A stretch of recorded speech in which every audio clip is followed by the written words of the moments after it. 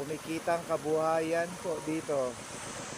Ah, kahit papano may nakukuha pa rin po silang mga ginto galing doon sa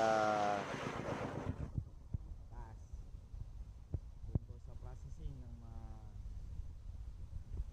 planta.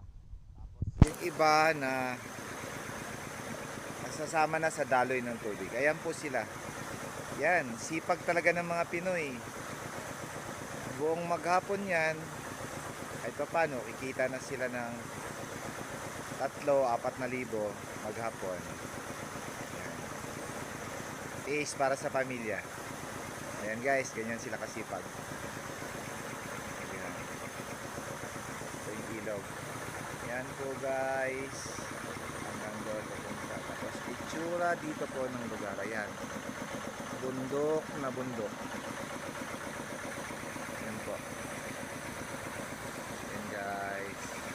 Tapos yung iba doon na. Doon na nanggagaling. Yan. Ayan po guys. Nakikita po natin yung Ayan po. Yan na. Pumababa na po yung Ayun.